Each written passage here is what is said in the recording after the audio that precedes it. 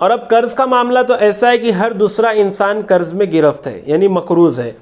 और कारोबार के एतबार से तो बड़े बड़े कारोबार भी अब कर्ज़ में चल रहे हैं।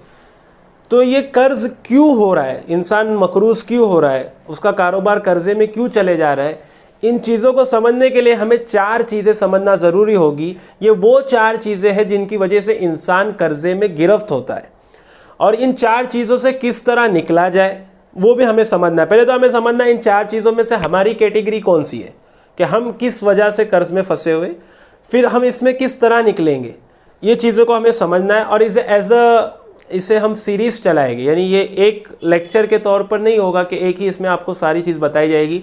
छोटे छोटे वीडियोस होंगे, 5 से 6 वीडियोस आएंगे। ये आज तो as a Friday reminder upload हो रहा है, मगर नेक्स्ट टाइम ये कोई फ्राइडे के दिन नहीं होगा, बल्कि कोई अल्टरनेट डेज पर होगा, जिसमें आपको ये 4 चीज़ें पहले समझाई जाएगी कि 4 चीज़ें क्या है। इंशाल्लाह आज उसका इंट्रोडक्शन में देते हैं कि ये जो 4 चीज़ें आपको समझना है कि इंसान कर्ज़े में क्यों गिरफ्त होता है। उसमें सबसे पहली चीज़ है अल्लाह का गज़ब।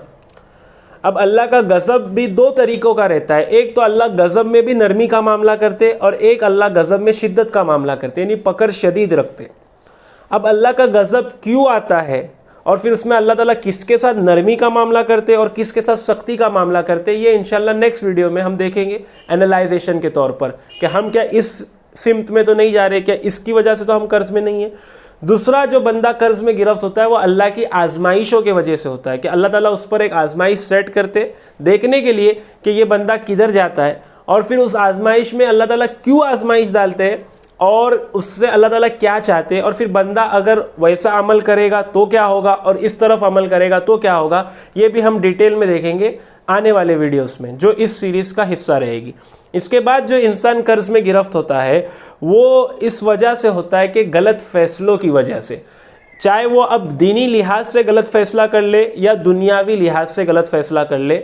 मैं आपको एक मिसाल देता हूँ, आपको बात समझ में आएगी। मान लो एकदम करारे की जो है ठंडी पड़ गई है, कि इंसान के दांत बज रहे, शरीर हिलना चालू हो रहा है। अब इस ठंडी में कोई बर्फ़ गोले वाला आया तो कोई बर्फ़ गोला खरीदेगा? 100 में से 1-2 लोग खरीदेंगे ज़्यादा ज़्यादा, बस 98% विल इग्नोर। क्यों?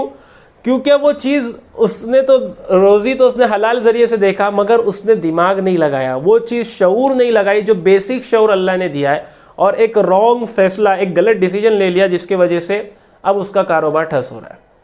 ये था दुनियावी लिहाज से। इसी तरह दीनी लिहाज से भी इंसान बाज़ मरतबा अल्लाह के अहकामात को और अल्लाह के नबी सल्लल्लाहु अलैहि वसल्लम की तालीमात को इग्नोर कर देता है और अपना धंधे में अपनी चलाते रहता है, तो इसके वजह से भी कर्जा आता है। कैसे आता है इंशाल्लाह वो नेक्स्ट वीडियोस में हम देखेंगे।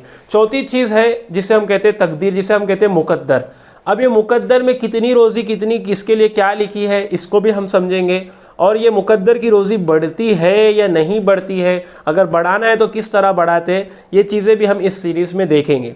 आप एज ए इंट्रोडक्शन ये आज फ्राइडे रिमाइंडर के तौर पे पोस्ट हो रहा है, इसमें सिर्फ आपको ये 4 चीज़ें बताई गई है कि इन वजह से, एक तो अल्लाह का गज़ब, एक अल्लाह की आजमाइश, एक हमारे गलत फ़ैसले और एक मुकद्दर। ये 4 चीज़ ही है जिसकी वजह से इंसान कर्ज़ों में फंसता है।